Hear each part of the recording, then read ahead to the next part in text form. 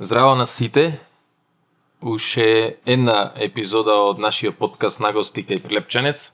Зашто се вика подкастот така, тоа ќе го дознаете во последната епизода од првата сезона. А сега благодарение до сите оние без кои ова идеја немаше да се реализира, првенствено до локацијата кај што снимавме сите овие денови, до пицеријата Верна 1990, до домајчино Менде Младеновски, а воедно и наша логистика сите овие денови, благодарение до Бојан Илиевски, директорот на фотографија и светло, благодарение до Јосиф Трајковски камера, до Љупчо Тодоровски аудиопродукција, благодарение до пријателите што го поддржаа проектов, стоматолошка ординација Караџовски, пекара Алекс и Мое пазарче. А сега нешто за гостино во ова епизода. Ни гостуваше човекот за кој што може да се каже дека е модерен визионер за културната преродба на Прилеп. Муабетевме со Звонко Димовски.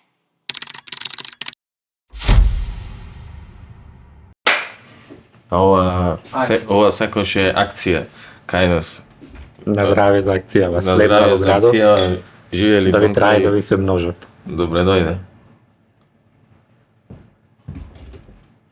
Винце бело, една од твоите омилени пијачки. Точно е. Преска дека почнавме со разговор. Викам како да почнам денеска сега со Звонко, пошто тебе човек не може баш кратко да те најави. И една од твоите паси, поезија. На крајов од проектов сега што го работевте, цело е кога се има 30 на Суперхикс. Гледам книги, викам се че си купам некоја книга, почна дожд, ги прибраја книги и ги молев на Шанков, децава што работеа, дај викам донесете ми две поезија, една да поклонам и една за мене. И ми донесоа две, едната беше Тагоре, класика, тоа на другаров му ја поклонив и другава беше Мистична роза. И баш ја зедов, уште не ми ја читан и сега пошто денојве такви активности и се одам попат и читам поезија. И ја отворам книгава и прва песна ќе ти ја прочитам. Се вика и така. Сигурно веќе си разбрал и таките што значат. Ова е цитат. И сега песнава. И ја сум Одисеј, ама непознат. За мене никој ништо не чуе, никој не разбра за мојата итрина. Зошто никогаш не ја напуштив и така. Ниеднаш во животов не сретнав киклопи, ластригонци ни сирени, не направив тројански коњ, ниту со подвизи се прочув. Зошто никогаш не ја напуштив и така? За силата на мојот лак и за смелоста моја не дозна никој. Дури и Пенелопа во својата љубов кон мене одамна олади. Зашто никогаш не ја напуштив и така. Прва песна од поезија за вовет е сега еден контраст. Звонко ја има напуштено и така, и Звонко го има напуштено Прилеп, и Звонко бил по светов, бил и професор во други држави, собирал искуства, ова што ти реков преска, што успел да ги интегрира во себе, во своје битие, и тој Звонко ја напушта и така, патува ни светов и се враќа во и така, односно се враќа во Прилеп. Во песната што одбра да ми ја прочиташ, или јас почувствував дека ми ја посветуваш во моментов на почетокот на нашиот разговор, иронично се содржани неколку аспекти од тоа што јас се обидувам да правам. Сметам дека во некои сегменти многу успешно, во некои не, но поради други причини, за кои што исто ќе разговараме.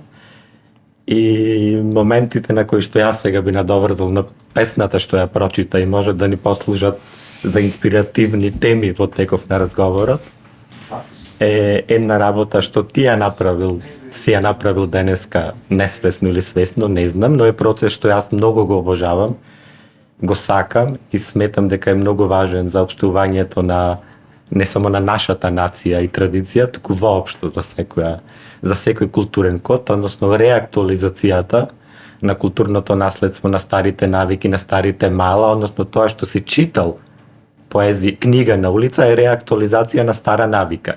Или тоа што јас многу често му објаснувам на децата со кои што соработувам, дека ние не измислуваме ништо ново. Само го се трудиме да го вратиме тоа што некој некогаш на многу убав, племенит начин го создал во нашата заедница, а некој на многу брутален начин многу брзо го уништил.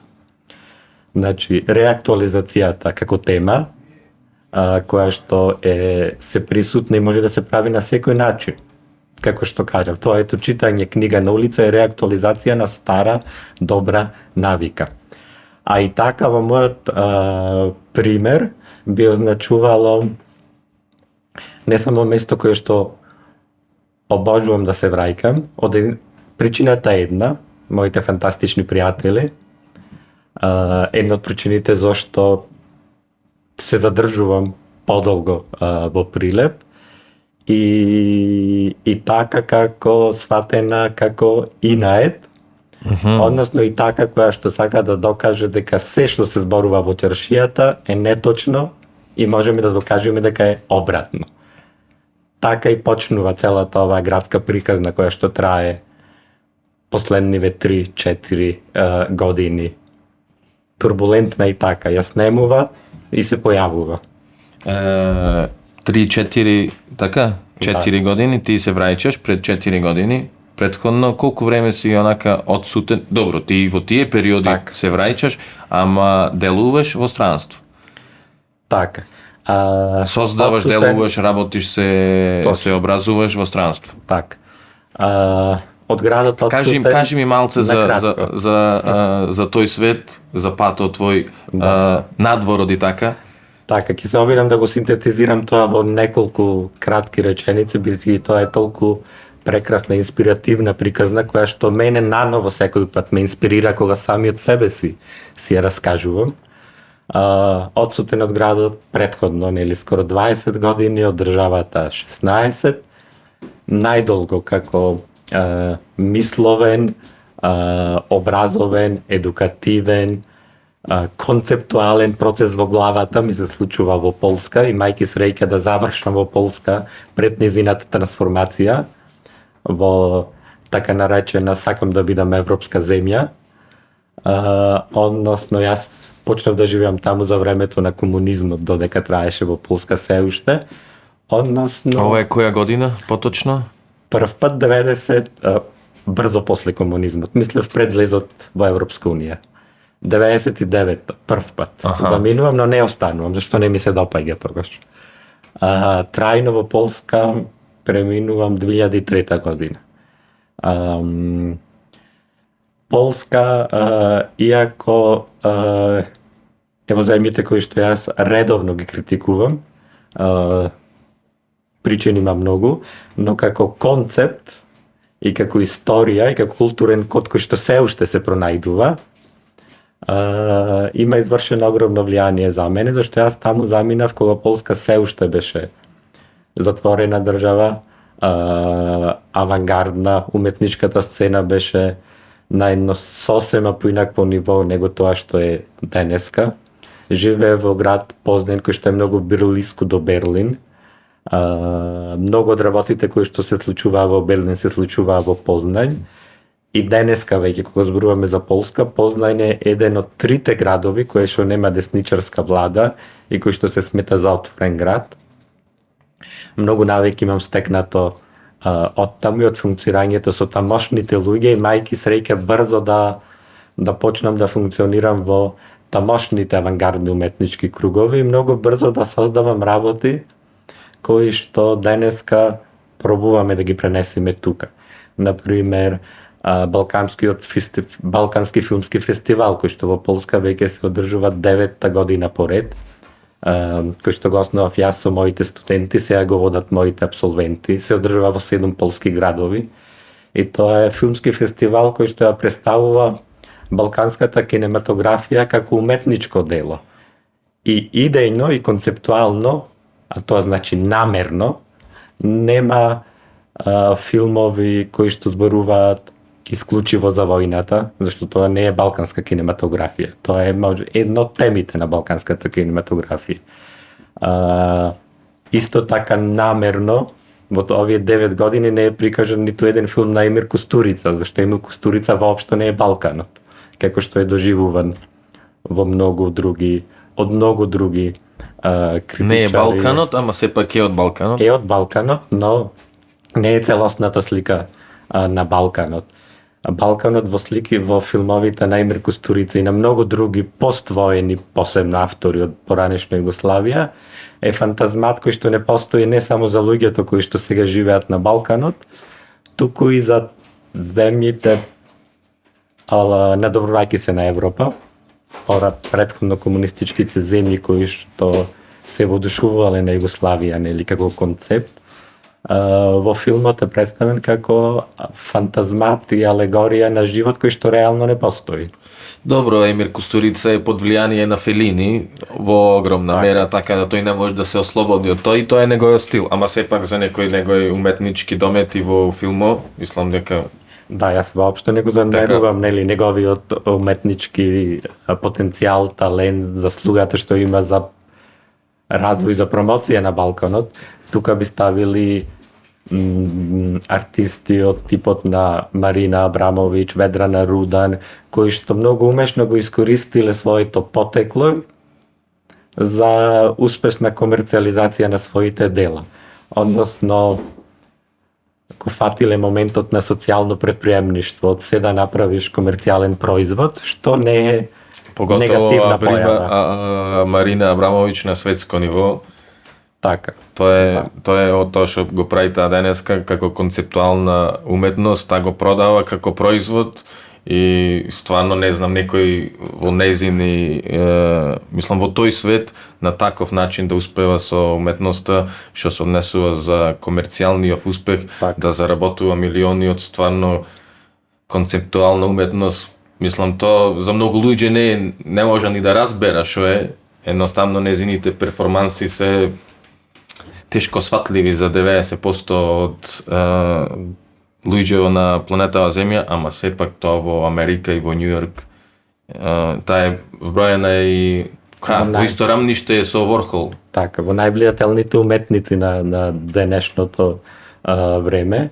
Моабетот ми е токму во отчетувањето на незината уметност или на работите кои што ние ги создаваме, дури и овој подкаст кој што во моментов настанува, на кој начин другите ќе го отчитаат. Зашто неголемиот дел од луѓето што ги следат перформансите на Марина Абрамовиќ или кратките филмови или како и да ги наречеме, не размислувајќи за тоа што гледаат, не анализирајќи го тоа, не барајќи персонификации, алегории, не читајќи субверзивно, односно што има отаде текстот, отаде делото, добиваат рудиментирана форма на Балкан, која што треба да се реинтерпретира. И затоа толку често се надоврзувам на поимот реактуализација, зашто Абрамовиќ тоа го прави, но важно е како тоа ќе се отчита.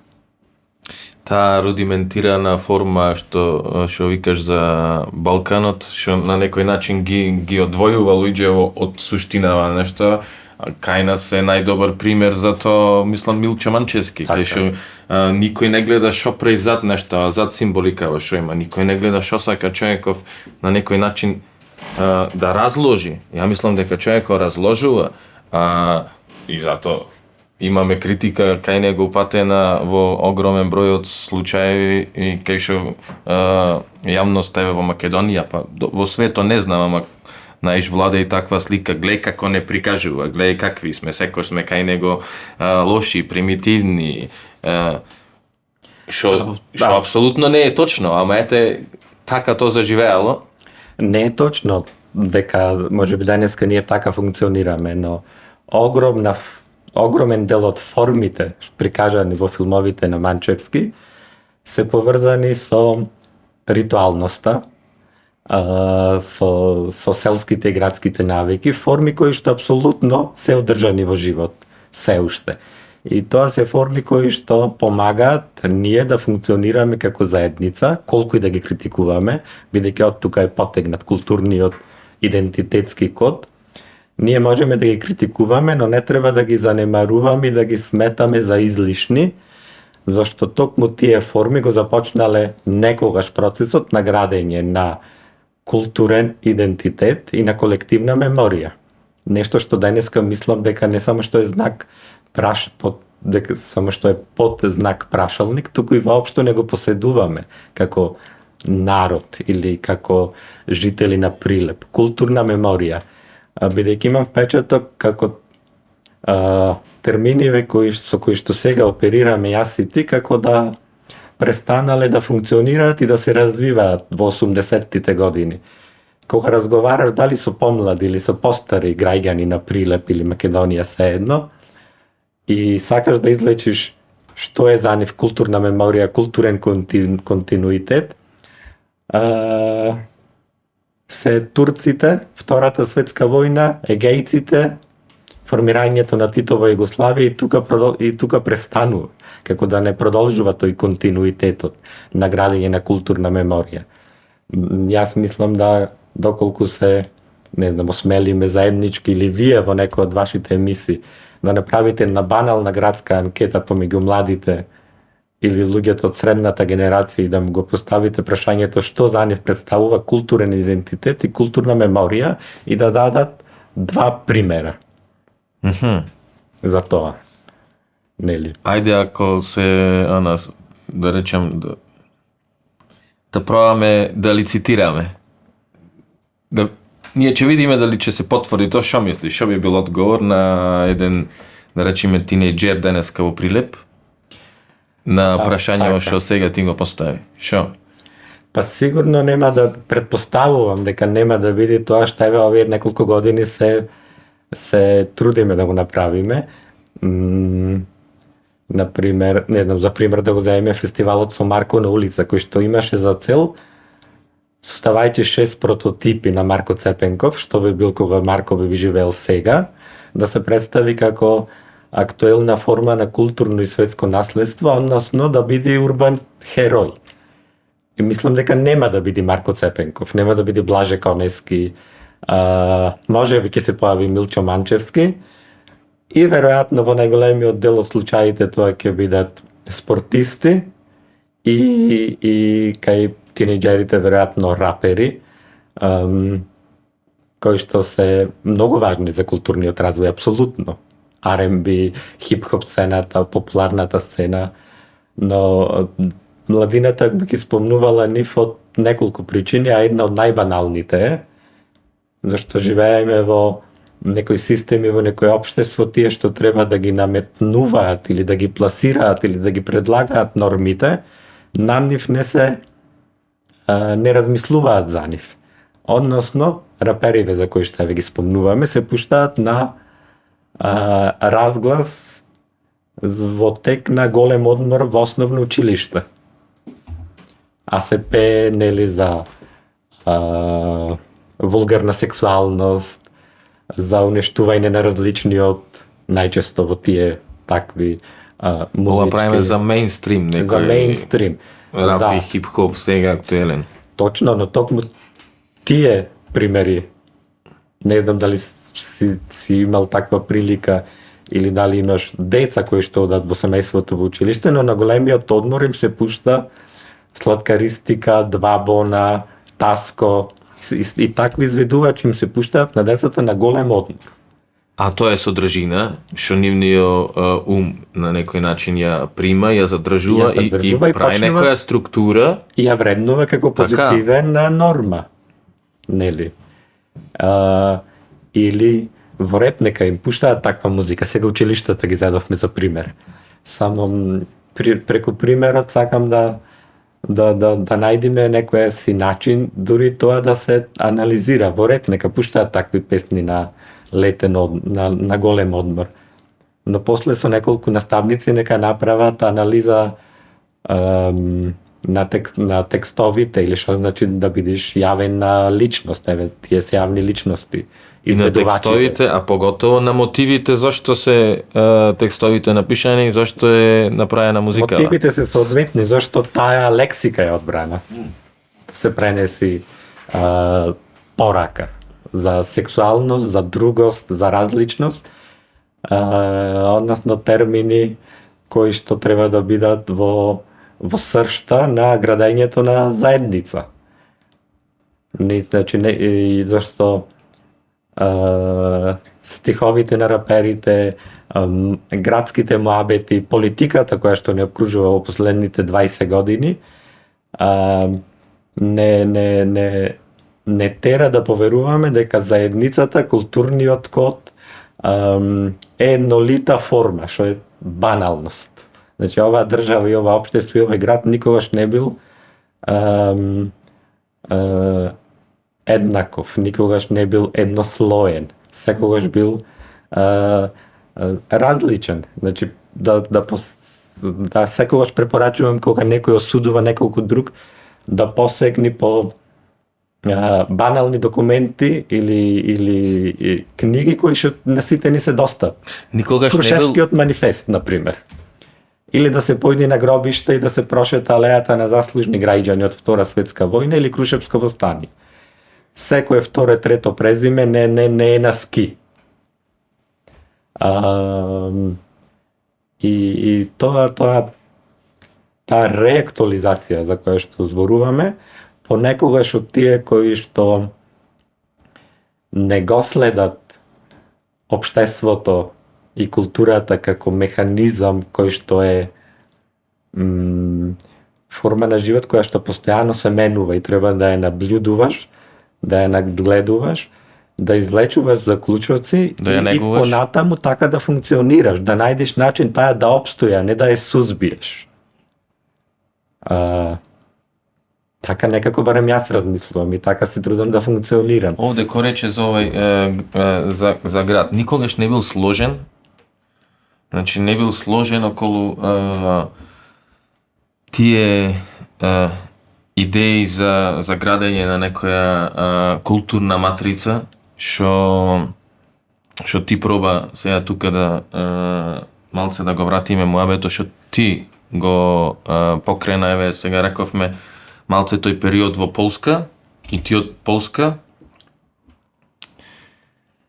се врати овде со замисла, пошто сигурно претходно ти приметуваш, воочуваш дека овде нема организирано, нема сложно делување на граѓаниве на Прилеп да создаваме наша култура, односно да направиме некој систем што утре другиде нормално нашава форма ќе ја снема, ќе дојде други форми, ама тој систем да биде самоодржлив и да се знае правецов кај сака да оди еден град. Че ти то го воочуваш. Прво во Полска, кој што рече, покренуваш и таму фестивали, се образуваш, после си професор. Што примаш таму и во кој момент, ова ми е важно да ми кажеш, во кој момент се одлучуваш, чекај сега, ова јас знаење што го собрав таму, овие искуства, сакам да појдам дома и таму да ги споделам. Јас сум вам уважен, добро ми оди, добро заработувам, се е некако на задоволително ниво, ама нешто ме тера, дај ова дома да го споделам. Така. Дај мојава енергија дома нека создава. Се тоа што сега го зборуваме и сега ова што некако ти го поврза во овие неколку реченици, испуштивме еден многу важен термин, а тоа е удобноста. Удобноста. Зашто тоа е термин или момент од кој што јас се плашам и го одбегнувам. Можеби затоа ми се случуваат и такви големи промени во мојот живот. Зашто јас кога се чувствувам удомен, сметам дека нешто веќе ми фали. Дека е постигнато тоа што сум замислил. И тогаш барам друг начин на експресија, друг медиум, друга средина. Но средина за мене секогаш значи заедница. Од Полска, посебно на почетокот, ми се уцврсти тоа што тука сме растели како деца, нели, што значи заедница, тоа е то мало, дека заедницата е иницијалната нишка зародиш на се друго. Дали е тоа политика, дали е социјален аспект, посебно култура, од заедницата треба да се почне. Истото јас го заклучив или го видов станувајќи дел од други заедници.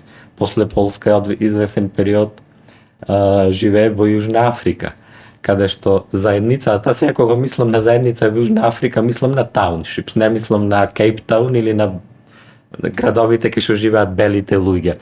Мислам како и сега и ова да звучи, но ја восприемаме, например, Африка, или јас ја восприемав како небезбедна, поради раскажувањата на моите бели пријатели. А кога појдов секаде каде што тие ми кажаа да не одам, се чувствував најубаво, најприродно, безбедно, но затоа што јас се потрудив да станам дел од заедницата и да не бидам различен од нив. Колку долго во Јужна Африка? Околу 2 години. Околу 2 години? Да. Што се случува во тие 2 години? Кажи ни малце за ова стварно и за мене изненадување, не знаев. Заминуваш со некоја заштеда од професорска плата, што е во такви скапи општества. Јужна Африка е скапа држава.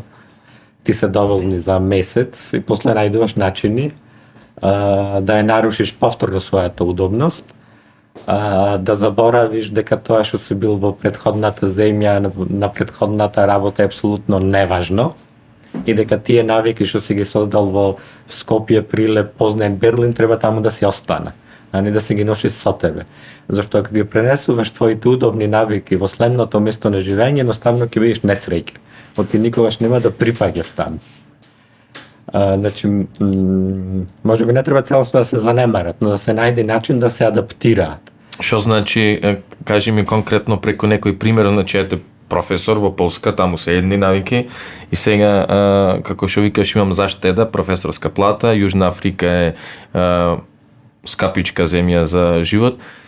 Одиш во Јужна Африка, кои се тие работи што ти мораш да ги оставиш, што ги носиш од Европа, а кои се тие работи што мораш да ги примиш, значи искрено, за да се прилагодиш во она што ти го најдуваш во Јужна Африка. Ете, надобразувајќи се на удобноста или на стекнатите титули, кои што таму ништо не значат. Удобноста значи после месец или два кога ќе ти се потрошат парите, да немаш проблем да работиш на рецепција во хостел, например, бидејќи зборуваш неколку јазици, и работиш во хостел, но после твоето работно време си на океан. Фокусирај се на моментот дека после тоа си на океана, дека не работиш на универзитет повеќе. Например, пренасочување на енергијата, на вниманието и на тоа што во моментот те прави среќен. Или во еве ќе дадам неколку примери за нарушување на удобноста, која што јас ја сметам како пречка за креативен и секаков друг развој. Стекнатата удобност преку професијата, потеклото и стекнатите титули. Што би рекле денеска некако најпопуларно тоа циркулира комфортна зона. Комфортна зона, да. Ќе се вратам на примерите, но ова го начнувам, бидејќи мислам дека кај нас во нашава држава има многу млади луѓе, многу семејства, многу талентирани креативни луѓе кои што не се функционални, зашто едноставно доброволно патат од своето потекло.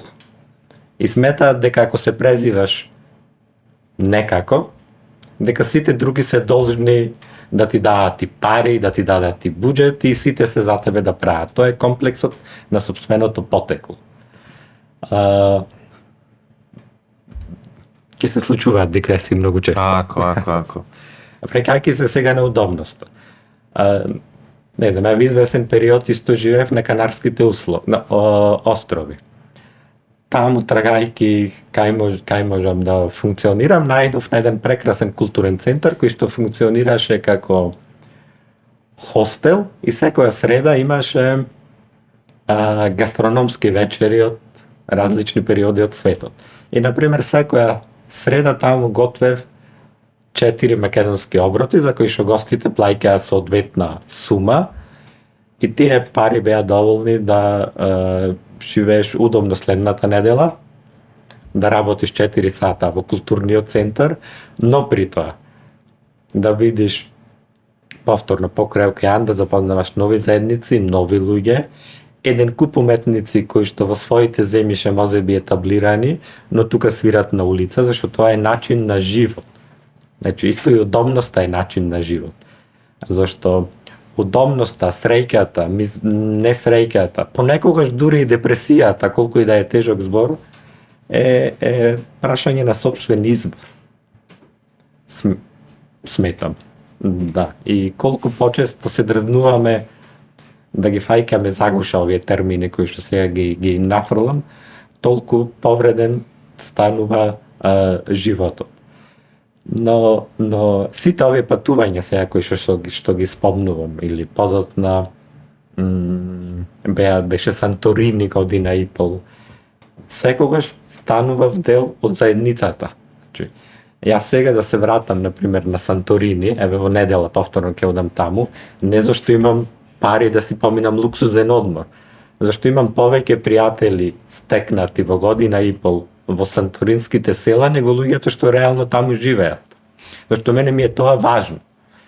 Не само да ги стекнам, туку и да ги негувам постојано стекнатите пријателства или бидувањето дел од заедницата. И сега предпоставувам и потребно е да зборуваме малку и за нашиот град како заедница. Колку тој функционира или не функционира. И потребно е, и тоа е една од идеите зашто си ни гостин и твојата дејност овде изминатие 5 години. Само моравме малце вака да прошараме, да видиме за каков човек станува збор, дека станува збор за човек што едноставно, пошто ти прилагодувајќи се на некоја заедница, кој што рече, неопходно е да ги примиш искрено да ги примиш навиките на кои што функционира таа заедница.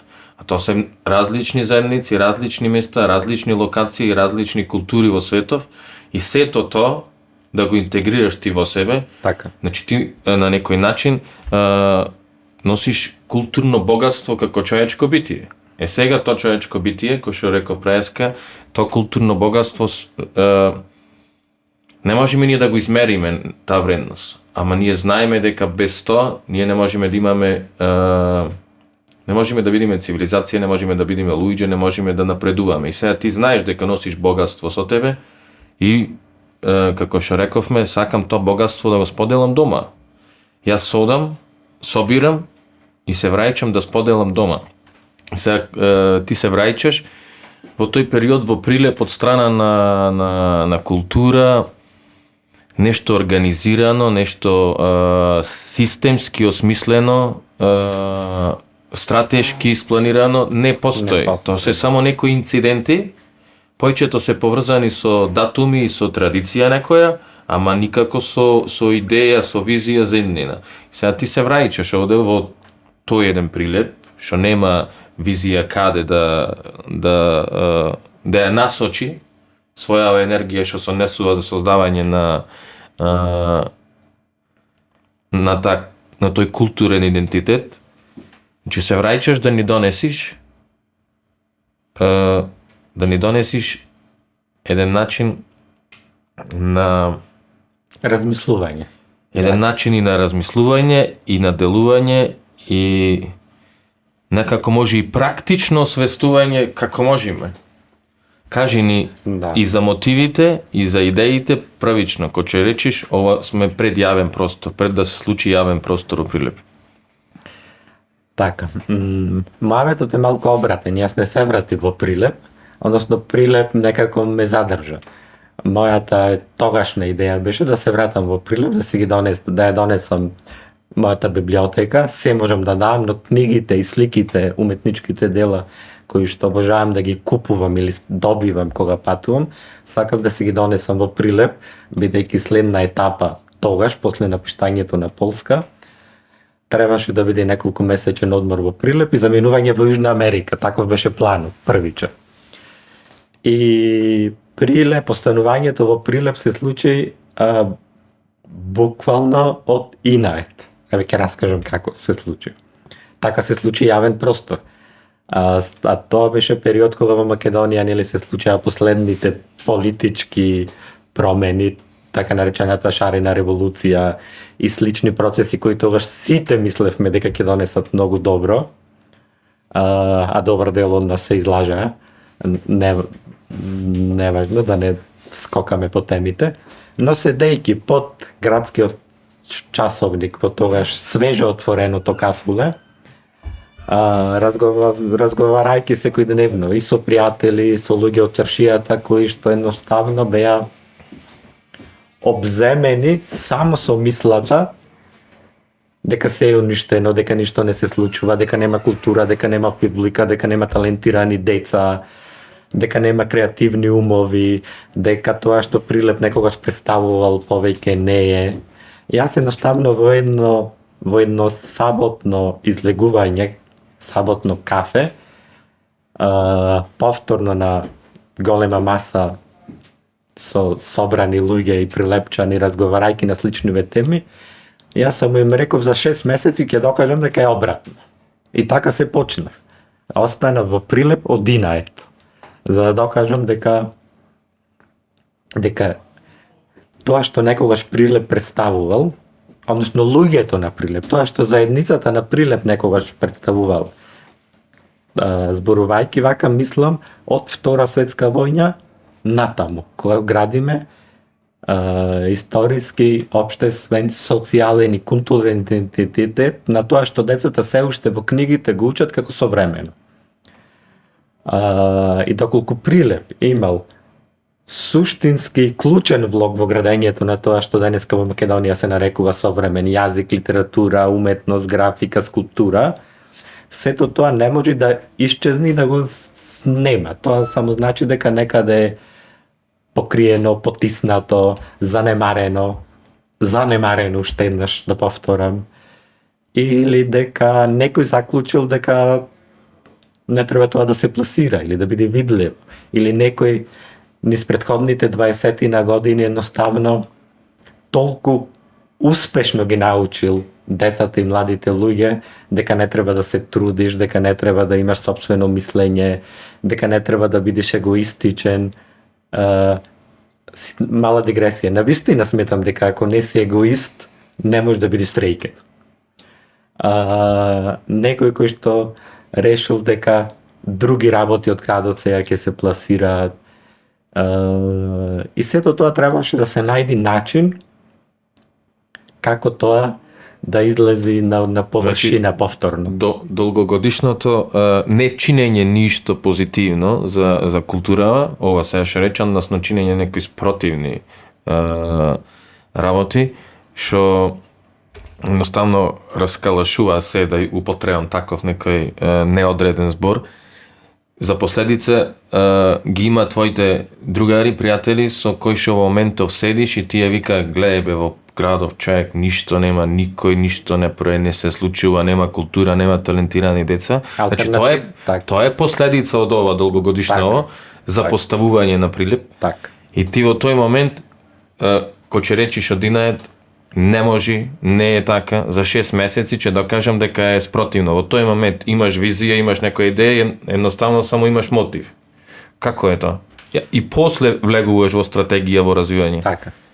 И само што да не занемариме и заморавиме, уништена или потисната или невидлива станува алтернативната културна сцена во Прилеп. Нешто што кога јас растев како тинејџер и како студент беше приказна за раскажување во цела Македонија. Прилеп, Гевгелија, Куманово, тие беа градовите. За поинаква култура, за бунт према културата, према системот. И од тие градови преку трансформацијата, може би Куманово остана како град со пркосел малку цело време, но останатите два некако како да беа целосно потиснати. Беа градови кои што беа земани за пример за алтернативна култура во Македонија. Значи, идолите на мојата генерација и на луѓето со кои што јас растев беа градски ликови, не беа ликови од Холивуд, туку беа градски ликови.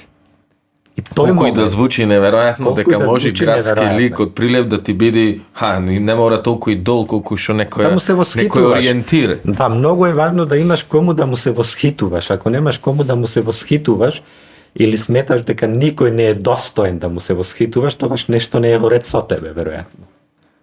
Ако сметаш дека таков човек, таква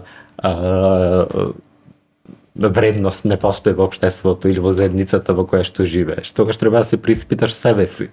Какви вредности носиш во себе си, ако не најдуваш во никого некоја висока вредност која сакаш да ја следиш, да ја надоградиш, или едноставно преземи ја и копира ја и престани да галамиш. Тука јас често велам дека има две работи на кои не верувам, а тоа се сладкоречливоста и галамџиите. Работејки на проекти во Прилеп последните 3-4, јас дојдов до таков некој си стадиум да ги учам терминот деца, секогаш го потребувам поради универзитетското работење, на децата кои што работат со мене на моите проекти, а сите беа тинејџери од градот, да не веруваат на галамџиите, кои што галамџијата само зборува, критикува, но никогаш не е дел од процесот. Неговото мислење не постои. Никогаш не е дел од решението. Не е дел од решението. Бидејќи, ако не си даеш самиот право, ако не така на другите, не си даеш самиот право или не си најдеш иницијална желба да бидеш дел од некој процес, од некој случување, од некоја промена во твоето општество, туку си само пасивен наблюдувач, а при тоа сакаш да ја критикуваш, немаш право на таа критика ако не си дел од процесот. И јас тие мислења со кои што Ова мора да го секојдневно подвлечиме. се соочувам во Прилеп, за мене тие луѓе едноставно не постојат. Значи, и јас сакајќи тоа некако да го истакнам, јас преминувам кон такви баналности што во други услови не би ги правил. Например,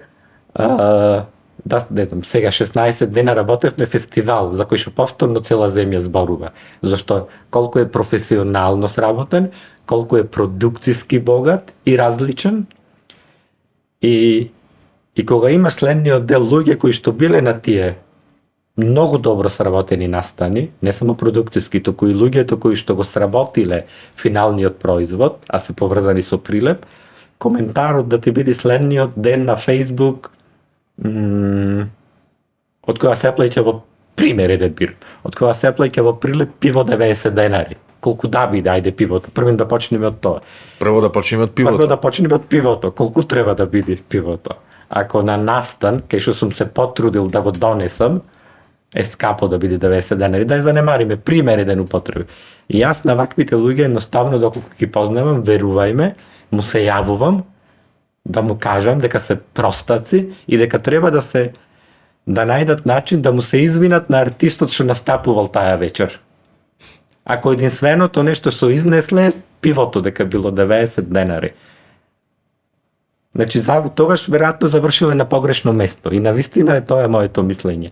Ако еден прекрасен настан си излекол дека пивото е 90 денари, или дека те прашале за сертификат, колку и сега ги коментираме реалностите во кои што тековно живееме, си изнесол само таква вредност, воопшто не си требал да се појавиш. И стварно сметам дека треба да му се извиниш на артистот што таа вечер настапува. На артистот, да му се извиниш. Значи, сега спомна неколку работи, то сето за некој ти го донеси, за некој ти го овозможи. Поготово во овој денешен временски контекст во кој што се случува се и се што овде сега, кај што луѓето многу работи од страна на мали бизниси, многу работи не успеа да опстана и комерцијално исплатливи работи не успеа да опстана во изминативе 2 години, некој успева да одржи култура и она што го почнал пред 5 години не прекинува сега, а има 1000 причини за да прекини и само можеби неколку за да опстане. Секојдневно, да. Верувам ми секој пат кога завршуваме со проектот, викам дека е последен пат. Значи сите овие активности кои што ние и јас и уште неколку луѓе во градот ги преземаме и кои што немаат никаква допирна врска со институциите, зашто ние како поединци кои што не сме ниту политички ангажирани, ниту имаме некакво дури наративна поддршка од тековната власт која што секогаш е минлива за среќа, ние се бориме со институционализираноста на културата во градот и во Македонија. Во градот културата е целосно институционализирана, односно тоа е сведено на годишната програма од Министерство за култура и затоа во Прилеп има најмногу на годишно ниво изложби на ликовни уметници, концерти на класична музика, апсолутно сето тоа е потребно, но сето ова се проекти кои што по дефиниција се добиваат од Министерство за култура. И не се дел од поширока стратегија, така? Не се дел од поширока стратегија. Значи, овдека во овие 4-5 години нема откажување, зашто иницијалната идеја е да имаме влијание врз неколку работи. Институционализираноста на културата, односно да се бориме со неја. Децентрализација на културата во Македонија. Не може сите убави настани да бидат во Скопје. Во Битола повеќе и не се. Мислам дека во еден момент Прилеп зазема место централно во Пелагонија и битолчани тоа го признаваат, и тоа е важно. Од аспект на културолошко стереотипно живење на заедницата, тоа е достигнување и вечен антагонизам измеѓу прилепчани и битолчани. Така. Постојано зборување и со младите луѓе, и со заедниците во градот, и со директорите на раководните институции, и со општината, дека културата мора да биде создавана, поддржувана и креирана од заедницата, а не од луѓето кои што имаат административни позиции во институциите кои што гравитираат во градот или околу градот. Институциите се едноставно места кои што треба да овозможат ова да се случи и да бидат простор за представување на уметноста. Тие немаат, брутално кажано, во моментов институциите немаат потенцијал тоа да го работат. Не знаат тоа да го работат. Пошто неколку пати ние имаме предложено готови решенија и готови буџети, само некој што сака да ги даде парите, и дека многу често едноставно одговорот е зво некој ќе го сработи ова после. Ако се обраќам во институција. Дали е оправдано тоа прашање? Ако имаме добро осмислен план за реализација на некоја идеја поврзана со креирање на културни настани, дали е оправдано прашањето кој ќе го сработи ова? Не е оправдано, но институциите, верувам ми, со право си го поставуваат прашањето, бидејќи тие се многу свесни каков кадар имаат вработено, тие се многу свесни за нивната неспособност и дури во овие моменти на разговор треба да ја ценам нивната искреност на признавање дека се неспособни да изнесат голем проект. Бидејќи, верувај ми, со леснотија се добива грант од неколку милиони евра да се реставрира цел Марко Цепенков. Ама да се создаде тим. Сега, ние тука неколку пати пробавме да иницираме идејата, што е нормална пракса секаде во светот, дека институциите, дури не општината, не треба да биде проектен менаџер на големи проекти. Туку треба да си ангажира надворешен проектен менаџер. Многу банална работа. Тоа се практикува во светот од многу одамна. Нели? И сега тука го имаш моментот на дури институциите да се согласат, не ти дозволуваат да си донесиш собствен тим. За да ја изнешиш таа цела тежина кој што носи цел еден проект.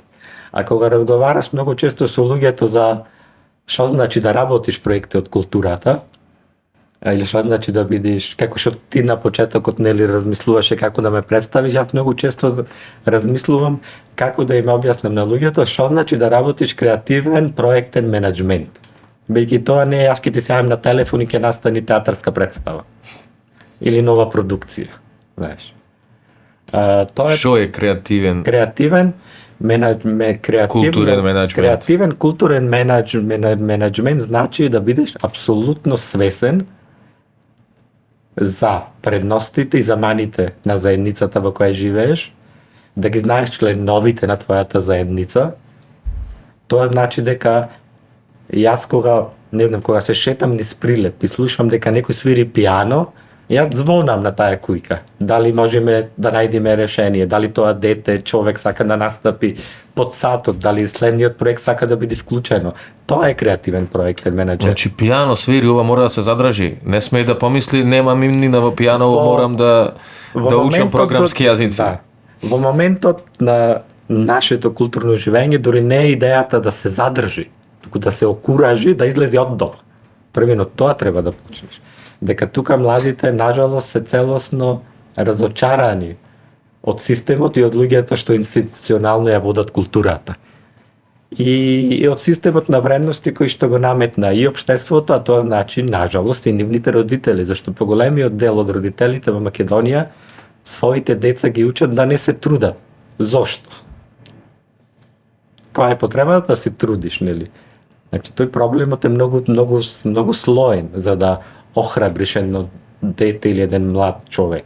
Значи, проектите за кои што ние зборуваме и навистина сметам дека се многу професионално сработени и проектно многу богати и иновативни, се сработени од мене, уште еден или двајца луѓе како јас и деца кои што јас сум ги обучил во претходниве 5-6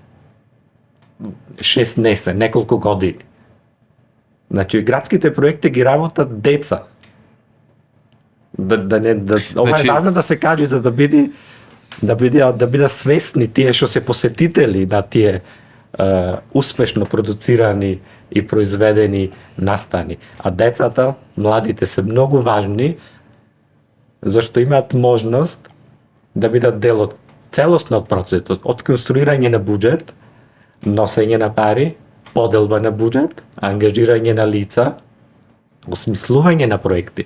Бидејќи мојата идеја од почеток беше со се што работиме да градиме некаква си стратегија за развој на културата која што јас не ја гледам без вклученост на заедницата, едукација на нови публики, вклученост на заедницата и на младите луѓе целосно во процесот и без план за работа како таа културна стратегија да се развива.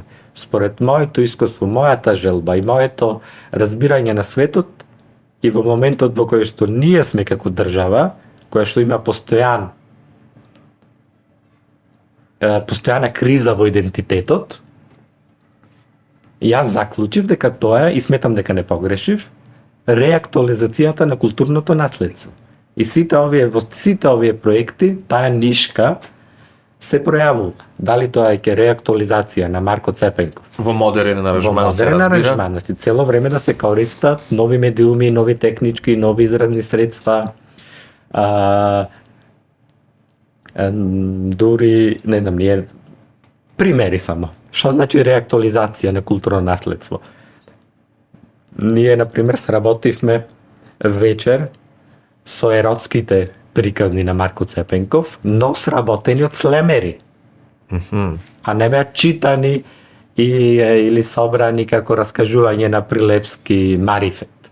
Туку сработени како на сцена слемерска, значи нешто што е многу нормално. И во светот на поезијата многу популарно. Така. Еве последниот фестивал да го земеме цело кога се има 30. Имаше две работи на кои што сум јас посебно горд дека успеавме да ги направиме. Поетската, јас ја викав поетско-наративна музичка вариетете вечер, односно реинтерпретација на македонската поезија со 5 актери од четворица од Прилепскиот, еден од Велешкиот, то сепак прилепчанет, Исидор Јовановски. И тоа беше едно вариетете вечер кој што буквално може сега ние да го понудиме како комерцијален производ, како шоу програма за кафулиња, зад мали театри. Значи, нешто сработено во фазонот на француската културна сцена, например, алтернативна.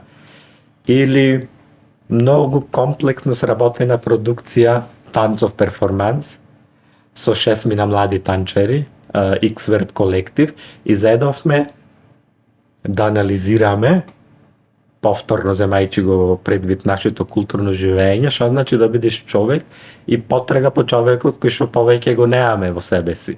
И затоа инспиративна тема на танцовата представа беше парадоксот на Диоген на Томе Арсовски, како символична испратена покана кон нашата заедница.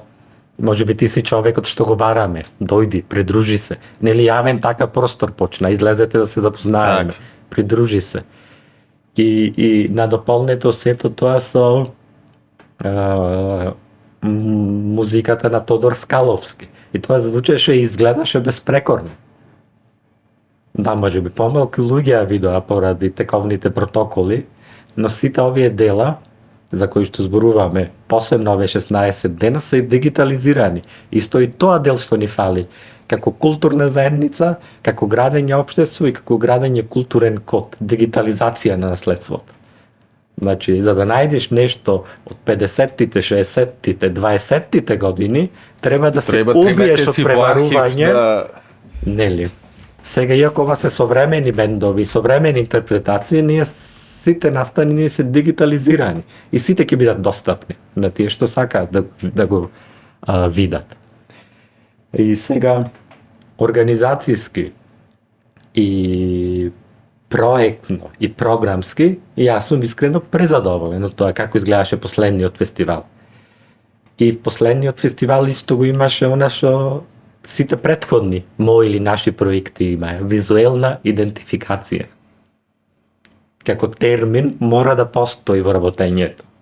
Значи, ако некој, сигурно ти си обрнал внимание, на сите плакати и постери кои што последниве 4-5 години се појавија со нашите проекти.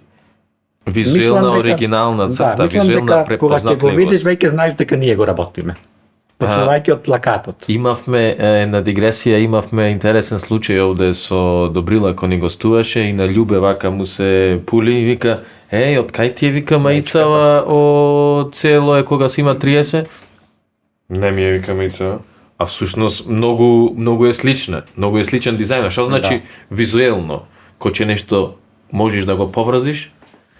Атрактивно, визуелно, освен што треба да биде атрактивно, треба да биде разбирливо.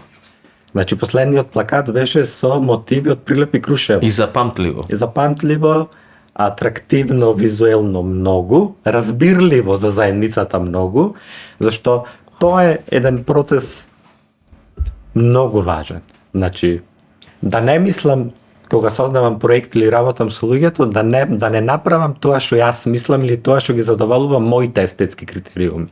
Туку тоа што е потребно да ги задоволи и да ги подобри за ниво естетските критериуми на заедницата во која што функционираме. Зашто јас дома слушам класична музика, ама се уште е рано да направам фестивал за класична музика. Ама секаде низ настаните се провејува. Значи, тоа е градењето свесност за музиката, градењето свесност за естетиката. Овдека во сето ова што ние зборуваме, многу е важен исто и тој момент, сметам, Далибор, враќањето на естетиката како вредност. Зашто сметам дека естетиката ја збогатува внатрешноста и луѓето обкружени со естетика и со убави работи, едноставно се посреќни луѓе. И тоа е многу важно. И сега, иначе за естетика, прво, за да направиш нешто надвор убо, е неопходно да имаш нешто прво внатре убо. Тоа е, мора прво во нас се создава естетиката, па после се манифестира во овој 3D свет. Ова ме интересира.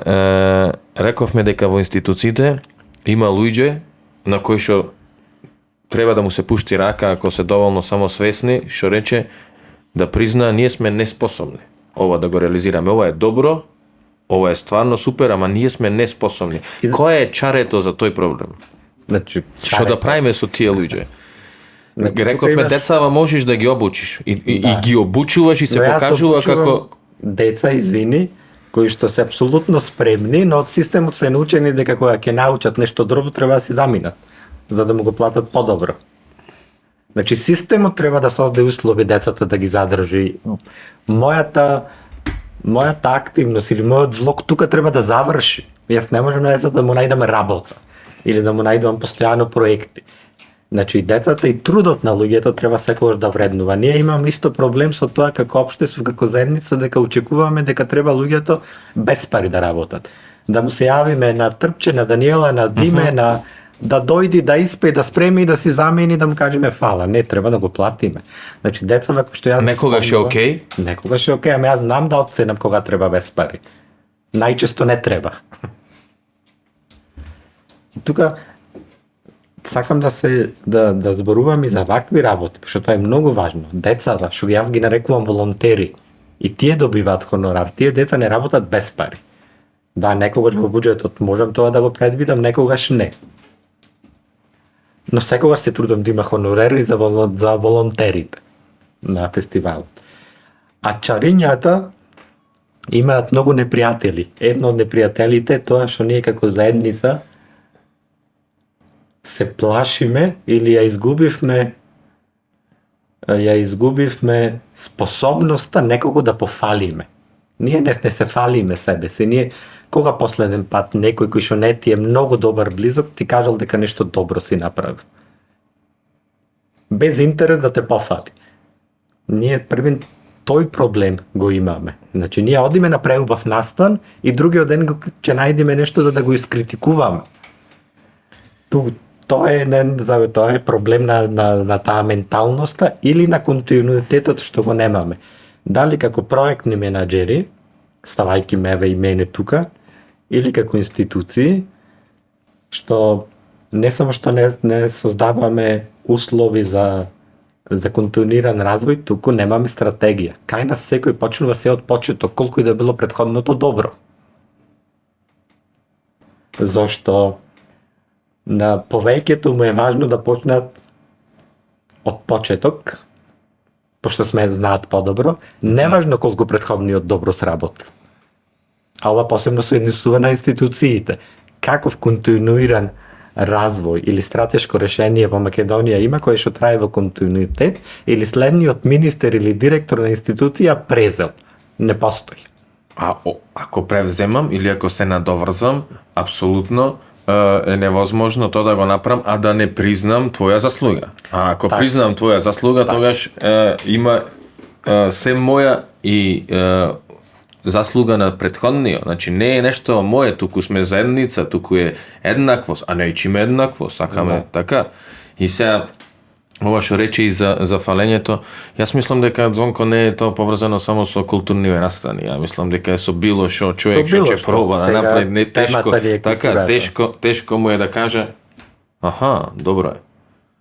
Знаеш, и тука веќе би се надобрзал како бидејќи еве сега да се фокусираме можеби како може ова да се подобри. Тоа е нешто што А верувај ми, тоа е многу едноставно во суштина. Само за тоа бара малку човечност, малку истрајност, зашто луѓето тука очекуваат резултати веднаш. Невозможно е. И постојано мелење, зборување, што значи заедница. Заедницата мора да се поддржува, значи. Еве како според мене може да се направат неколку промени. Еве сега малку ќе критикувам. Со аргументирано критикување. Почнеме од институциите, доколку тие не знаат, нека остават простор за тие што знаат. Зашто на крајот од денот, сето она што се случува во Марко Цепенков, пораката од Марко Цепенков испратено, дека тие се настани во Марко Цепенков. Марко Цепенков има супер програма, така? Во суштина тоа информацијата испратена во светот. Бидејќи 90% од луѓето што виделе дека вчера Зарина настапила имала фантастичен настан во Марко Цепенков, сметаат дека Марко Цепенков го направил.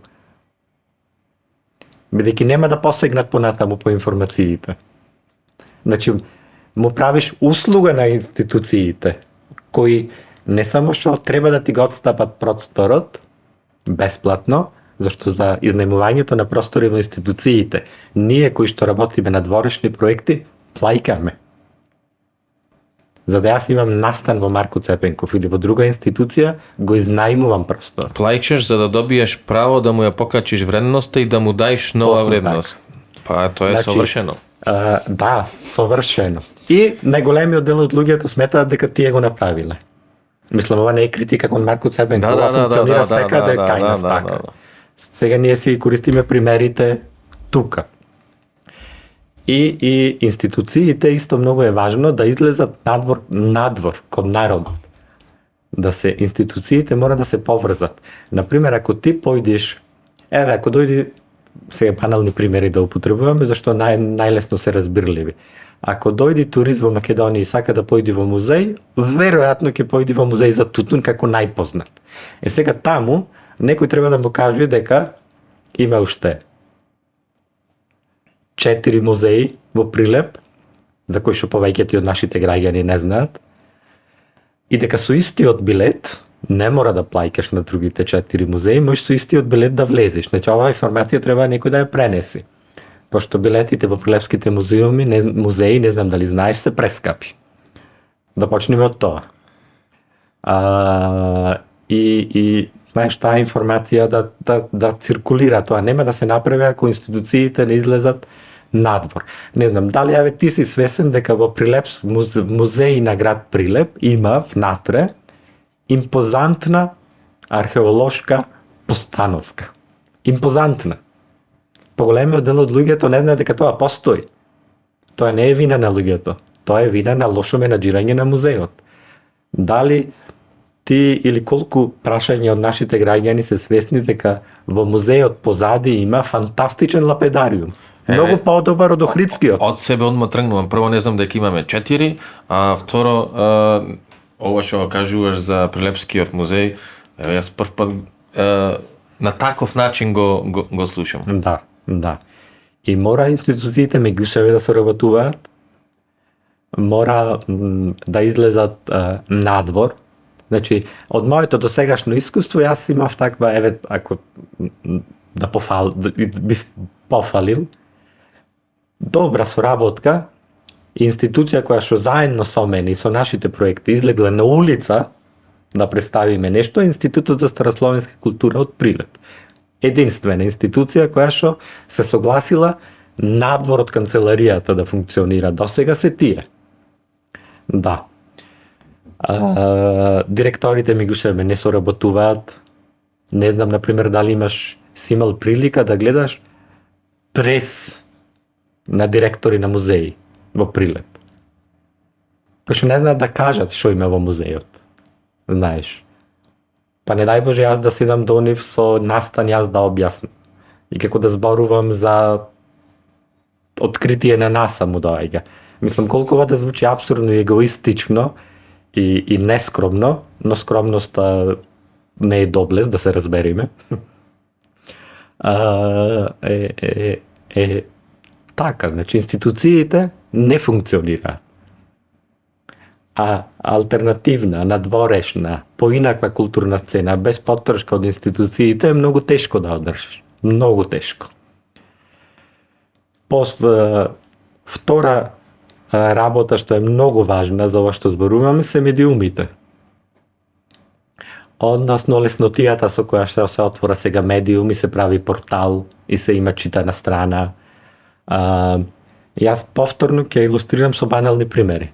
Од 38 текстови што се појавија за последниот фестивал, 36 се исти, односно текстов што јас го испратив на војнарите. Тројца истражиле, го смениле текстот, нешто модифицирале и додале. Еве нема да ги кажуваме кои се, дели да не употребуваме можеби имиња, непотребно, тие многу добро знаат кои се. Или кога се обраќаш до медиум да известува за твојот настан, тие не велат ќе дојдиме, тие велат прати ни текст. знаеш. Или ако медиумите знаат дека нема да имаш политичар на отворање на фестивал, верувај ми нема да дојдат.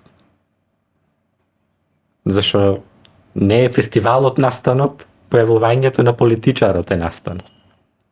И затоа јас не поканувам политичари на настаните. Или ги поканувам, ама не доаѓаат. За да не биде превземено шоуто. Да. Значи, кога се работи културен, било каков настан, во случајов културен, не сум ни јас најважен. Тие што настапуваат се најважни. И нивниот труд, и нивниот креативен процес. Јас сум неважен. Јас сум само алатка во случајов, за кој што возможува тоа да се случи. Но јас не сум најважен. И не треба јас да се појавувам секогаш. И не треба мене да ме бараат секогаш. Нели? Од друга страна тоа е и пренапорно. Јас да одам секаде. Јас секогаш се трудам. Ама ти тоа го правиш. Јас тоа го правам зашто имам некоја наивна потреба и верба дека имам влијание врз градењето на нови навики. Сакам да поставуваме некакви стандарди, иако ни се критикувани. Но мислам, наискрено, дека со ова што работиме, јас и уште неколку луѓе во градот, дека поставуваме некои си стандарди како треба да изгледа настан. Ние не правиме ништо ново. Ние само се трудиме секој да биде испочитуван, секој да го сработи својот дел, секој да биде видлив за својот сработен дел и да се чувствува соодветно. Значи, јас не дозволувам кога Добрила има настан, например во Прилеп, Добрила или било кој, сам столица да си носи на сцена или да подсети дека треба вода да му донеси некој. Значи, тоа не сме да постои. И на нашите настани, повторно банален пример употребувам, не постои тоа. Значи, имаш дете задолжено што се грижи вечерва за Добрила. Иако Добрила на Добрила тој е апсолутно непотребна, ама тој треба да биде стандардот на организирање. Утре ќе биде некој друг, некој трет, некој петте, некој од страна. И многу е жално што ние како заедница во градот многу малку вреднуваме вакви работи. Значи, најголем случај на луѓето што не фала, што се ува за честитаат, не се однесе од Прилеп. Значи, и многу е видливо тоа што ние работиме. Колку е добро, солидно, квалитетно, осмислено, тематски сработено, многу важно. И како се пренесуваат тие информации. Да. Медиумите кои што ги сметаме за седма сила, како и да ти звучи сега повторно ова, во суштина, со нивниот начин на известување, мене не ми се ни потребни. Зашто повеќе информации луѓето земаат од мојата Facebook страна или од страната на моите настани, ќе што има многу повеќе следачи, значи мојата информација на мојата Facebook страна ќе ја прочитаат неколку илјади луѓе. Објавата на медиум ќе ја видат 50. Дури од тој аспект не се потребни. Сега знам дека ќе се налутат, но нивниот начин на работење ми кажуваат не допринесува мојот настан да биде поуспешен. Поентата е да градиме заедница и со нив, така? Значи, заради имиџот се потребни. Така. Заради тоа дека не си сам, заради тоа дека си поддржан, заради тоа дека имаш партнер, дека имаш пријатели, а не толку во практична некој фидбек од страна на тоа колку ќе дозна за настанов преку медиумов. Може да дознае еден, може да не дознае ни еден, ама како имидж е важно. Да. И третиот сегмент што е многу важен, а тој збор веројатно 100 пати денеска го употребивме, повторно заедница, заедницата разбрана како град, заедницата разбрана како мало, заедницата разбрана како еснав, заедницата разбрана како театарски уметник, креативен уметник.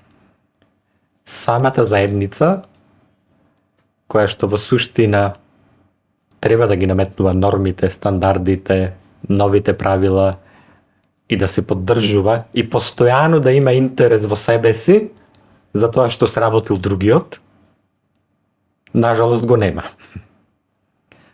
А зашто мислам така, например? Повторно на примери. Најдобро. фантастично сработена вариетете поетска вечер. Со фантастични коментари од натрешноста, на која што не беше, и не е тоа поради сертификатите, пошто некој ќе реки сега поради сертификатите, ова се повторува во континуитет, затоа и го наметнувам како заклучок, дека не ги интересира. Не беше појавен ниту еден глумец од Прилепскиот театар на кој што настапија неговите колеги. Не беше појавен ниту ни еден директор на културна институција, веќе почнувам и да го занемарувам, зашто тоа ми се подразбира. Не беше појавен ниту еден од прилепските писатели, уредници на списанија, ликовни уметници. Како може да не те интересира што сработиле другите, а сработиле различно од тебе? Ако не те интересира креативниот процес на настанување на делото што го создава твој колега или човек што не го познаваш, а е поврзан со твојата област на делување, тогаш веројатно ни уметноста не те интересира. Случајно некако си завршил во неја. Пошто мене ми е стварно неразбирливо како може уметниците да не се појавуваат на настани на други уметници. И тоа се повторува постојано.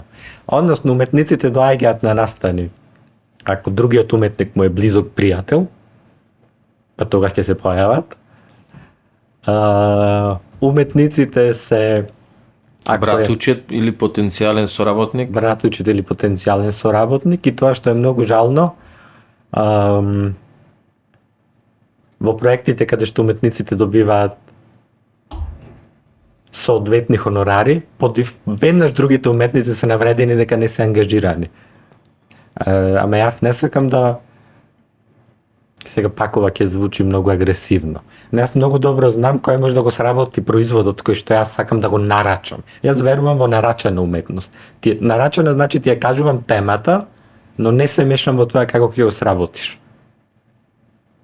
Само ти ја кажувам темата и каков крајен производ сакам. А латките, медиумите, што ти ќе ги употребиш како артист или уметник, се апсолутно под твоја контрола и ти ги бираш. Ми ја разбираш идејата на размислување. Ако веќе правам концепт и го осмислувам, тогаш да, верувам во нарачана уметност. Во нарачани теми, не во нарачани реализации. Па за фестивалски пласман или за вакви некои настани или дела, како што рече, неопходно е така. Да. Како поинако. И тоа е многу важен.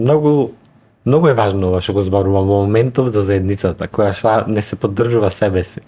Јас навистина повторно знам дека се повторувам, не разбирам како може да не те интересира што сработиле другите. А при тоа, знаеш, да, организираме многу настани, некои се обични концерти, но некои се проследени со целосно нова креативна постапка и процес. Значи, некој небанален настан, кој што во Прилеп не се случуваат, да бидем искрени, многу често.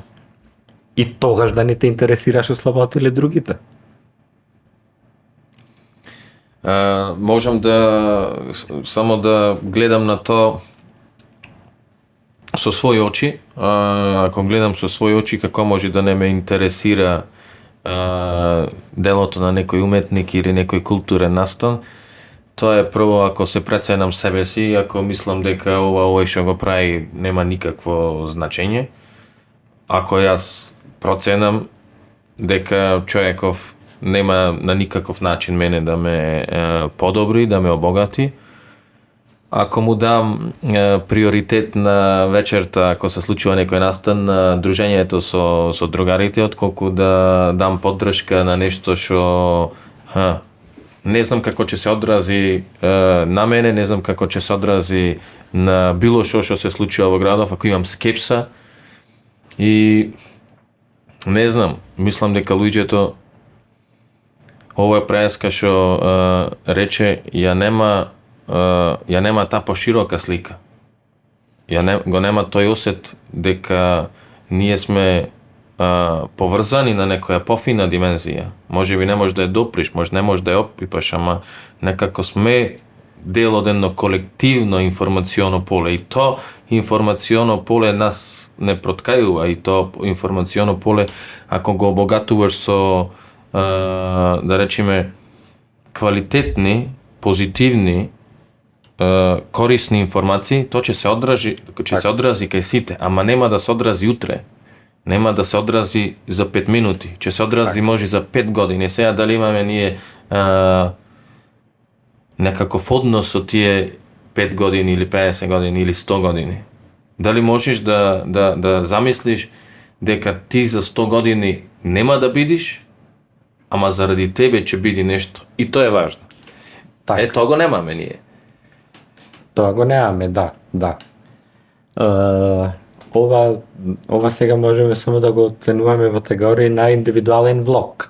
Дека јас оставам нешто за другите или оставам нешто за другите. Дека сум научил можеби неколку луѓе како треба да работат. Може Звонко да биде одсутен, а делата на Звонко и замислите овде да продолжа да се реализира? Верувам дека да, но тоа повторно ќе биде од луѓето со кои што јас одбрав да соработувам, посебно помладите луѓе со кои што одбрав да соработувам, кои што имаат верба во мене, на кои што јас им давам апсолутна слобода да одлучуваат сами. Јас имам договор, например, со мојот тим, кој што претежно е составен од млади луѓе, дека нема звонење постојано на телефон. Нели, се звони кога има проблем, другото реши сам. Како да го направиш? Одлучи сам. Во нивната радост после секој сработен проект и во она, и тука знаеш сега, јас понекогаш дури се прекорувам себе си, дека овие сите деца кои што често ги спомнувам, јас секојдневно ги убедувам дека се е возможно. И тука понекогаш имам прекор кон себе си дека ги лажам, бидејќи не е се возможно, но да се откажеш не само што не треба, туку и не смееш. Откажување, што значи воопшто откажувањето? Да се претвориш во тие претходно споменуватите галамџи кои што за мене не постојат, знаеш. И исто работењето, културата, човечноста пред се, да бидеш искрен кон себе си и кон другите. Јас си го давам правото на тој луксус да бидам искрен со луѓето. И позитивно, и негативно. Најчесто на моја штета. Но луксусот кој што го живеам, мене ми е поважен. Искреноста и правото на слобода сам да одлучувам со кого и како работам, навистина сметам дека е луксус во време во кое што живееме. Успеваш да без некои поголеми компромиси тој луксус во Прилеп да го живееш изминатие 5 години?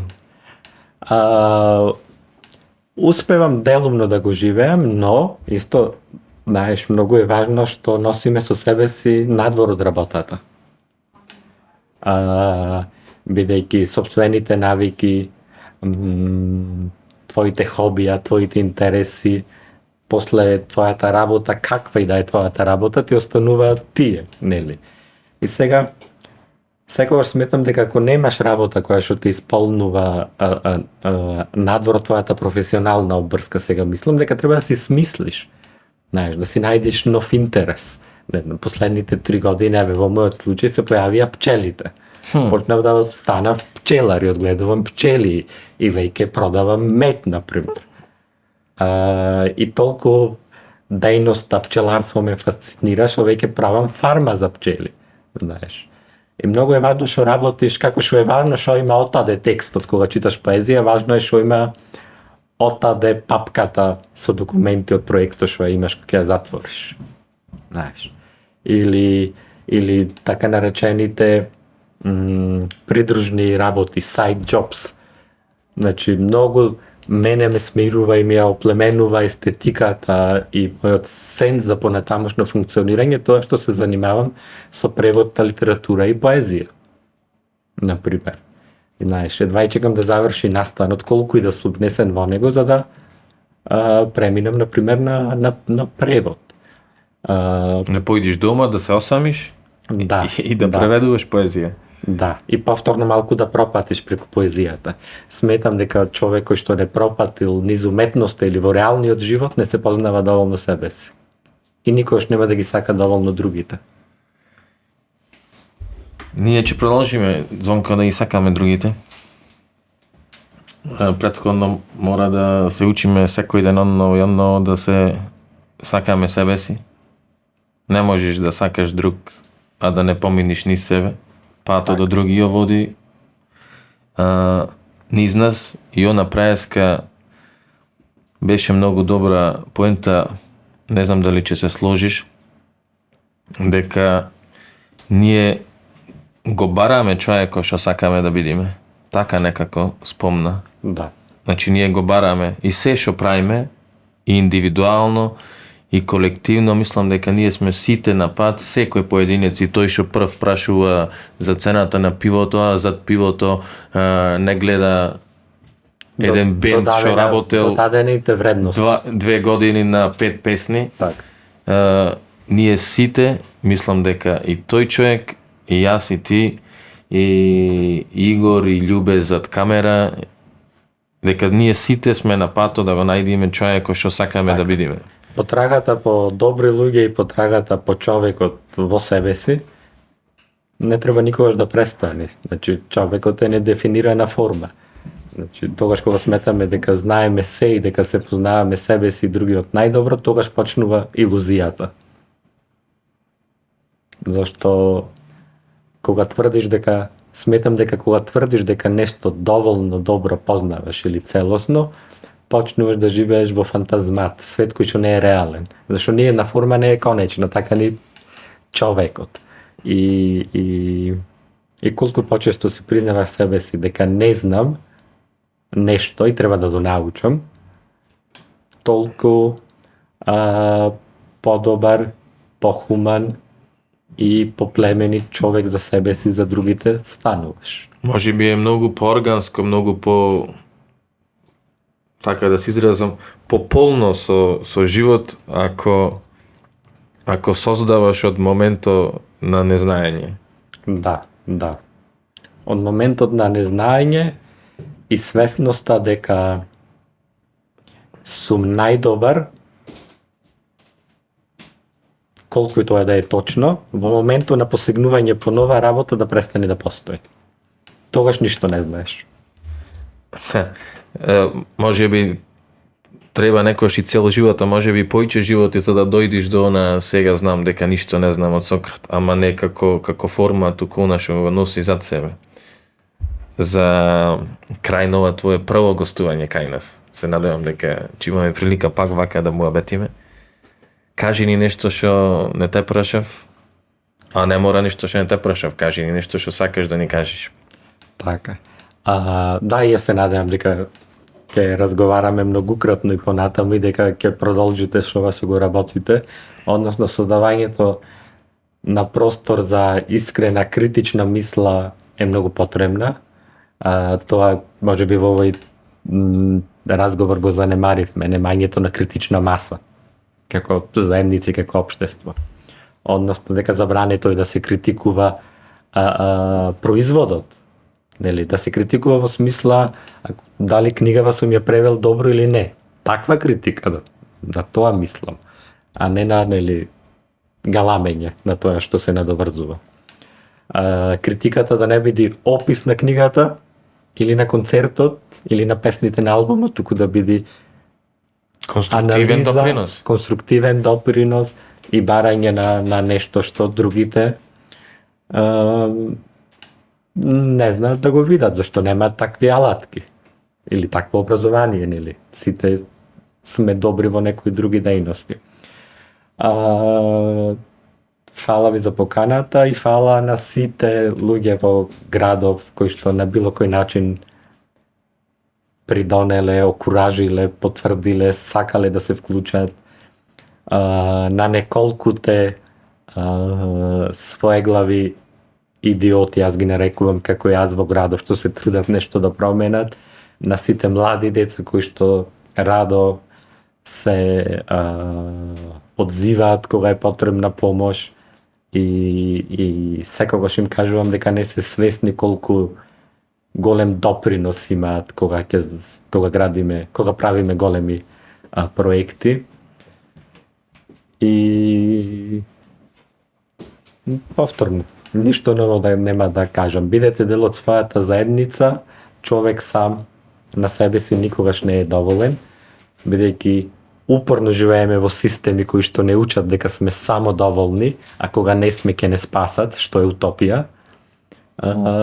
Треба да се осврнеме кон другиот. Заедницата едноставно ни е потребна. А заедницата може да биде и еден човек, и 100, и цел град. И заедницата ќе продолжиме да ја градиме. Така е. За заедницата и фала ви уште еднаш. За заедницата. Фала ти, Звонко.